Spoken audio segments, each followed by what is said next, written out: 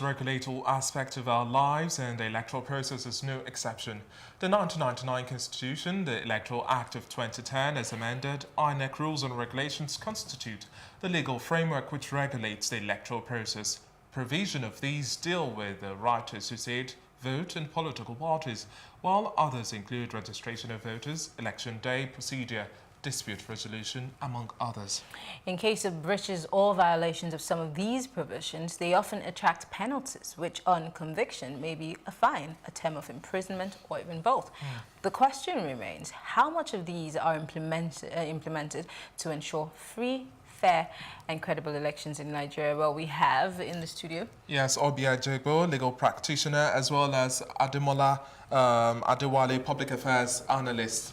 Good to have you back again in the studio for this last segment. Now we understand that we have laws, especially in relation to electoral processes and the whole procedure before the voting, during the voting, and after election proper. But at the end of the day, everybody says the main crux of the matter lies with implementation. If you have somebody who has unlawful possession of voter cards, yes, there's a fine of 100,000 naira, and failure to do that means XYZ. But we don't see any sort of implementation here. Thank you very much. We have come by as a people that have been used to systems that would never work. How do you mean? Now, it is not the availability of laws. You see, as a nation, Nigeria has over sufficient laws on almost all aspects of life. Do you understand? It is the implementation. You see, until recently, I never knew and I never heard that, okay, if you do this, you will do this, you will do this. But when you go there, it comes up, but implementation. But unfortunately, the technicalities of the laws are in most cases premised on the intentional errors inserted thereinto, which will give almost everyone a leeway. Why do you think that these errors are intentional? Because if a law is drafted, or a bill which is drafted into law, it has to be deliberate. So when you say that the errors are intentional... Yes, you see, there was something... If it's an error, it's an error. An error cannot be intentional, can it? Yes, errors are intentional. See, I did accountancy. We have fraud, we have errors, we have irregularities. Error in the first instance is unintentional, but when it becomes serial and habitual, it becomes an irregularity. And when, in the course of reviewing the constitution of a nation, like there's something about free education, compulsory universal basic education for a Nigerian. You know, there's this Child Education Act by the Constitution. What the wording of the Constitution goes that it shall be the responsibility of the government to provide compulsory basic education as at when practicable. Hello? So if we deem it's not practicable. You know that practicability is determinable by whoever is the head of the executive. So it was a deliberate injection into the Constitution to cater for the comfort or discomfort of the head of the executive. These terms of imprisonment, these fines, these punitive measures for electoral malpractices are just words on paper. No, see something here. There's something here. This is one of the laws on voters registration. It says anyone that registers more than once, a fine of 100,000 or so. Sorry, in my practice as a banker, there's what we call documentation. Who registers who? INEC official. Now, unfortunately, the administrative systems and the strategies in place do not assist the person that is even conducting the registration to determine upfront dual or multiple registration. Well, maybe this would also come off as a result of, because we don't have a stream or a bank of our data. Data management. It could also be that, you know, maybe this person voted in registered in one place. There's obsolescence of the processes we are using. Like this now, automation caters for this. BVN caters for this. Hello? But how much of that information do we even get? Can I interrupt? Firstly, he started on the wrong premise. He said error, deliberate error. no lawmaker, I'm a lawyer and I have to protect my profession, no lawmaker would knowingly set a booby trap that will boomerang on them. What we have is a failure of implementation and a will to implement. Do you understand? Yeah. Like you see, when you have a flyover, you see Kai, you see them arresting some, and you see some going to prison and some not going to prison. What transpired between that? Some went to prison and some did not go to prison. That is what I'm trying to drive Now, at. quickly, this brings us back to our earlier conversation because, Marianne, if you remember in Abia State over the weekend, 15,000 PVCs were burnt with the register, and that's according to the resident electoral commissioner, by unknown gunmen. So who do we now hold responsible for this act? Because there's also an electoral offence. You don't Sorry, number one, first of all, have you confirmed that they were really burnt? The resident Which was a question. Which was a question I asked. Do we have any factual evidence that they were? There was a counter report just this evening as I was driving down. All that they are alleging now was that only 7,000. Let it be 7,000 or 7 million. I'm a process person. PVCs 1,000 must have been kept where? By a human being. Now, accessing where PVCs are kept is another issue. So when we have flaws by INEC itself, because there was the last Austrian election, we found out that there was an INEC official who had some of the ballot papers with him, over 100. And 2 days later, INEC came out and said, well, that was actually one of our officials and had access to that. So there was no penalty, no punitive measure. It goes down on the will of INEC to implement. And you sanction. See, what we need is, if we get one scapegoat, everybody will know this is no longer business as usual. But we have beautiful laws in this nation, fantastic laws, that if the laws were followed to the latter, our society will be better off for it. But it is the determination, the will, to implement. the need to see that society changes. If somebody has 2 PVC and he's using it, that means somebody is paying him to use it. Now, if you go for the person that is using it, you're not curing the thing. You have to go for the person that is financing him to get that, because nobody will leave their house to go and get 2 PVC. There must be a need for it. And the process, there is a system that is supporting that. Because like I said, with BVN, if we inject BVN into the process of our registration and card issuance, now it becomes practically impossible for a human being but we're to very beautiful at these speeches, especially when we come up with these very novel ideas, but implementation is a problem. I mean, that's what she said. So you want to, get your driver's license, they take data. You want to register a SIM card, data collection. Where is all this data? No, Nigeria as a nation today, we are yet to have a harmonized database. So how are we supposed to have a watertight, security over these kind of information? There is a will, there is a political will needed to make the administrative system respond to this that we are addressing here. You see, what we need first in Nigeria is a change of mindset. I've been hammering on that, change of mindset. For people to realize it's not business as usual, because business as usual is killing us. Even if you do business as usual somewhere else, it will come back to you in another form. Later. So we have to have a change of mindset. And when we've not gotten that change of mindset, these laws are made, but they must be implemented. If not, it's as if we don't have any law. Now, quickly, we've seen the new trend of vote buying and how the complexities that come along with it. Some would say, well, it's just like air. You can feel it. Sometimes, if it's Hamatan, you can smell it, but you can't catch it or hold it. Yep. How do we also deal with this trend as well? How do we then she said something. Offences the and minds of the people. We have to address that, because there is no structure, there is no system. Because what is vote buying per se? On the eve of an election, someone walks into people's homes respectively and maybe offers 5,000, 10,000. Then in the election, you now come out to cast your vote and no one is there. But in the case of where some people allege that the Empower program and trader money and other sorts of interventions are... No, sorry, no, those ones, to my own understanding... A form of inducement. Yeah, no, to induce you.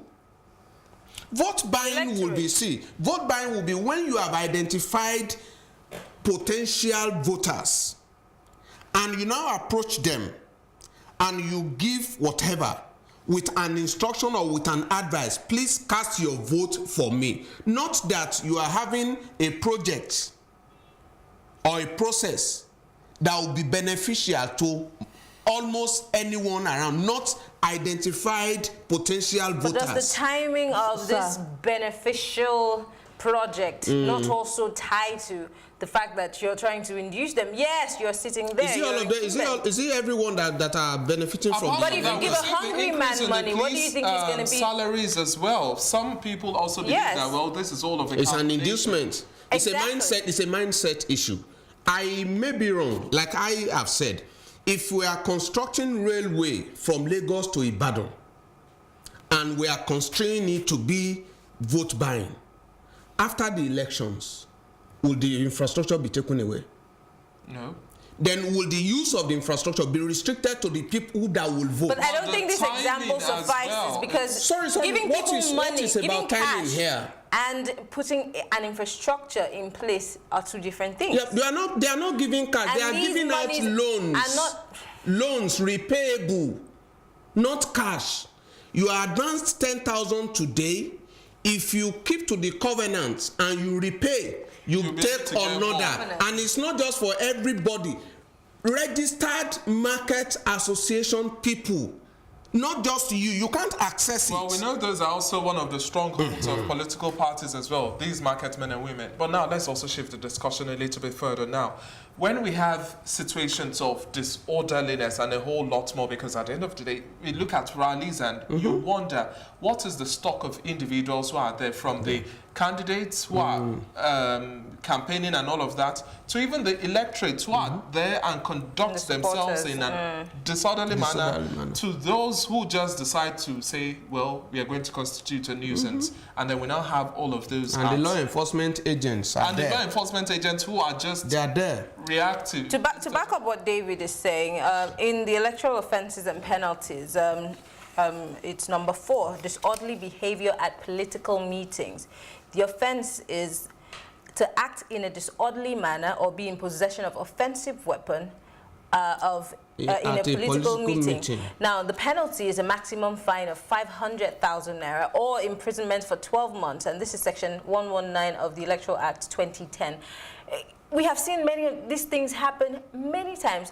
A perfect example is what happened at a recent APC rally here in Lagos State, where someone was stabbed. I mean, literally in front of the persons who were campaigning. And it was captured. It was all over. Nobody, as we speak, has been made to face the music. So I come to you. Can I ask you a question?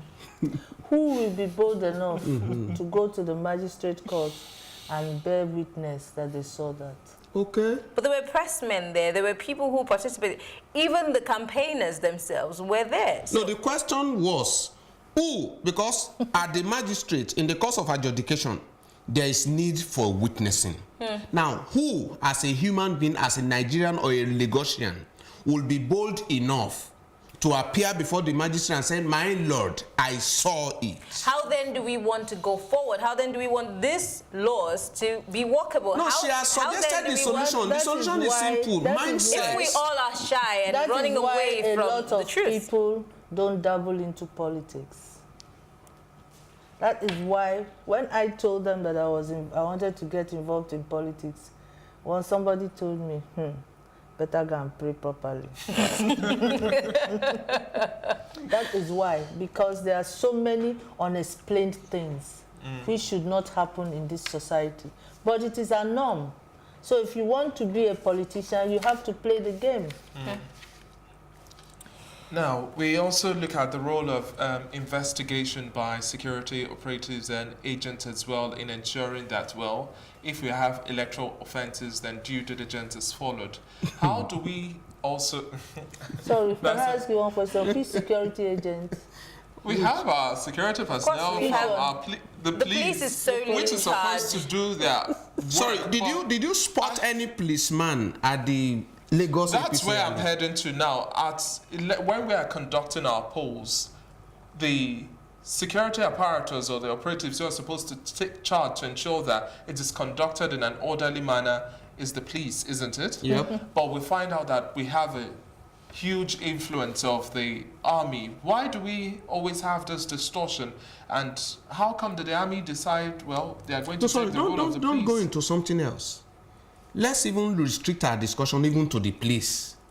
The police that are meant to quell civil issues. You know, the army ordinarily are not supposed to be involved in these internal issues. They are for territorial protection. Sorry, sir. It is now a common fact that at elections you see military playing more of a role but than that is police. a breach of the law. No, it's a breach of the law. And would you listen to a reason for that? Please. Very sad reason, of course. Because the police, like in Lagos, every policeman around here takes order from the commissioner of police, who, either he likes it or not, takes order from the chairman of Lagos. Hello?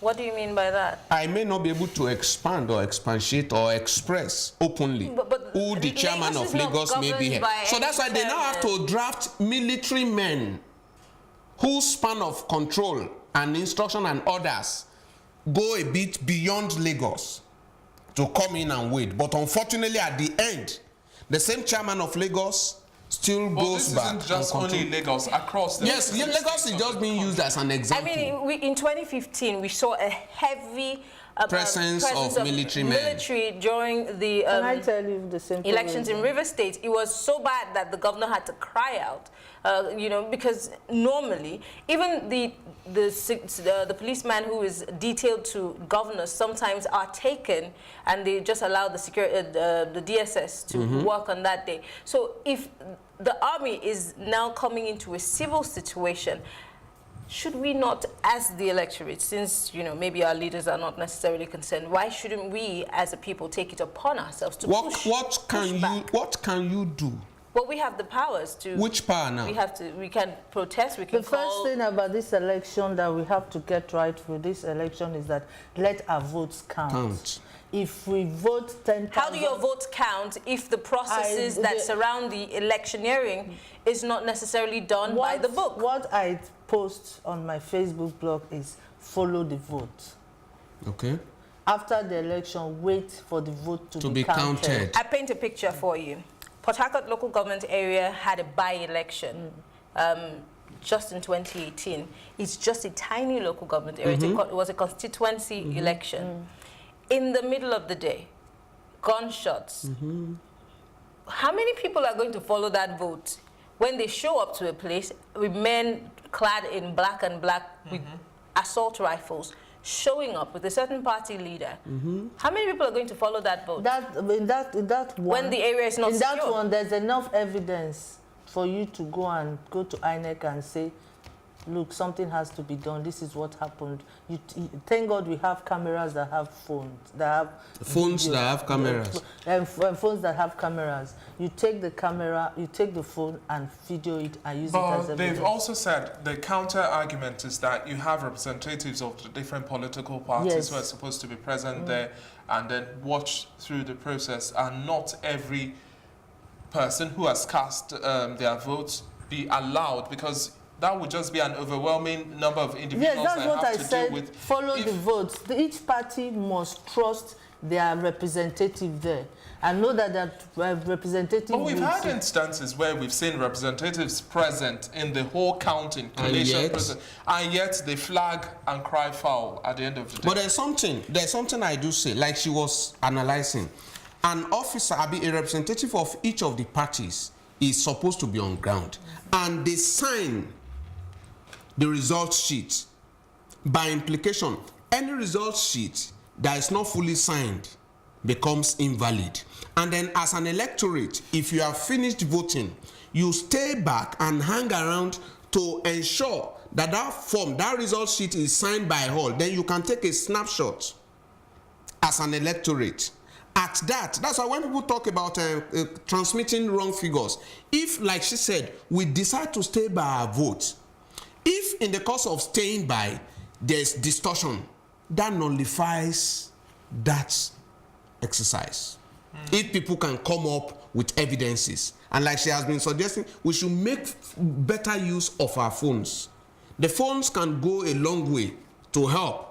So people should look at, you see, the other issue is most of us are ignorant of the provisions of these things. I was about to ask that. How many people actually are know what aware the of this? People don't know. says?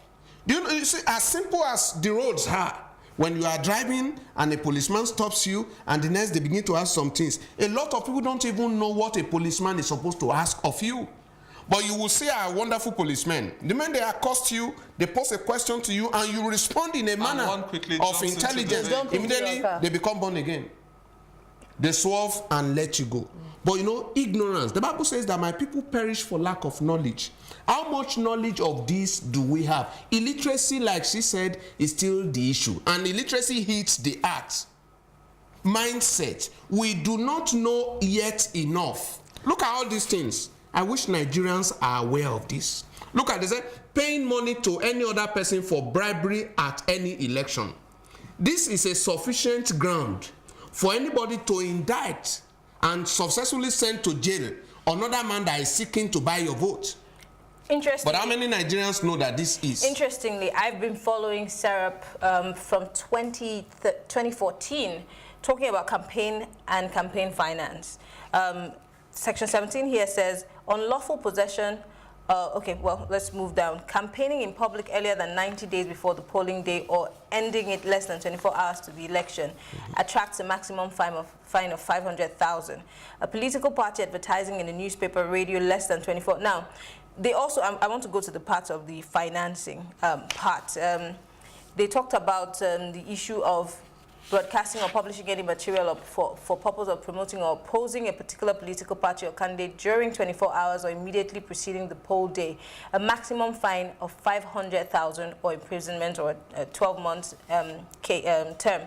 Now, all of this are certain times people breach this. They will say, we're not campaigning, but they are, in essence, because they're saying, come and do this. We will do this for you. It's a form of campaigning. And sometimes they say, oh, we want to send a congratulatory. It's a form of campaigning. The NBC, which is in charge of broadcasting, do not, especially when it has to do with a certain party, whether it be party A or B. And I always have a problem with who pays the piper and who calls the tune. Again, SERAP has been asking political parties to make public their campaign finances since 2014. Now, they even use the FOI. They've even gone further to take these political parties to court. We're yet to hear the end of it. Type 1 hero. So, how do we even proceed if political parties cannot be held accountable by the Electoral Act? How much more the ordinary electorate? And I wouldn't want you to respond by saying that we need a change of mind. Yeah, of course. I mean, so where do we even start? No, see, we have a loss of these laws. These laws. We have so many laws on papers. Sorry, can I debate a bit? I deal with women that have issues, and they don't know that the legal aid is there to provide them with support, pro bono work. There are so many things we have in the system. So I now have to cancel them on Facebook and tell them, no, you can do this. Likewise, the same. There are certain things a policeman cannot do to you now, but people don't know. But we have the NOA. Do they do their job? NOA is older than I am. Well, how many? So, as funny as it may sound, before we wrap this up, where do we go from here? We keep saying, oh, we've come of age. We are going nowhere except on individual basis. We decide to enrich our minds. But sorry to cut you off there, but NOA has a responsibility. What should be the charge this time around, ensuring that NOA does its fair share of sensitization? Because if we keep on saying, for lack of knowledge, the people perish and we are not knowledge-driven, then the entity or the body or the institution that is supposed to feed or fund and push out the information isn't doing its job then. sorry, put square pegs in square holes. Put round pegs in round holes. What does that mean?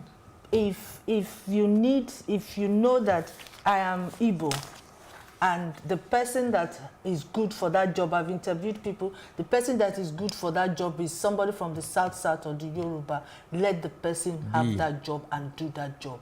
And you now make sure that, okay, this is your job, this is what we expect from you. If you don't do it, we sack you. Sack people, get the right people to do the jobs and sack them. So you're saying expertise over, let's say, federal character or federal character. The federal character, has it been in much existence this Well, it is. I mean, we take it into consideration for every appointment that's made. How many of you? I'm talking about the government, not me. As said. Ademola, quickly now, as we are wrapping up conversations now, in cases where we see this misdemeanor, misconduct, electoral offences or malpractices, do you think that with all of the social media and all of the little enlightenment that we have here, that we are going to see a strong penalty come into play and it's just going to go beyond lip service? We've seen Osun Ekiti election and nothing seemed to happen. This is an election on a grander scale. Do you think we would have all those who go against the book face the music? We may not have that as much as the people don't know what the laws say. Not until we get ourselves abreast of the provisions of the law. That's when we will gather and team up and cause the government to implement. But first, we should be aware of what the laws are. Obi? I feel I've always been an optimist about Nigeria. I feel that, yes, we can make a change. If you see somebody doing a misdemeanor, hold that person and call the law enforcement. I tell people that have cases with the police, don't just sit back at home and feel that the police is there. Go there. Make sure the case goes to its logical conclusion. There is still room for change in this nation, and I feel that we can make that change. All right. Well, let's hope that that change can be made anytime soon. I mean, there are lots and lots of issues to talk about, including the fact that people are afraid to go to the police, you know, to report certain offences, you know. Because they don't it's a different kettle of fish for another day, I guess. Well, that's all we can take for today. We want to appreciate Obi Ajegboa, legal practitioner, Adewale Ademola, public affairs analyst. Thank you, gentlemen and lady, for being here. David, tomorrow. That's all we can take for today, sadly. And it's going to be a date definitely tomorrow by 6 p.m. at Plus TV Africa. Nigeria will be deciding. I'm Mary Anna Cole. Many thanks for watching. I'm David Alabi. Good night.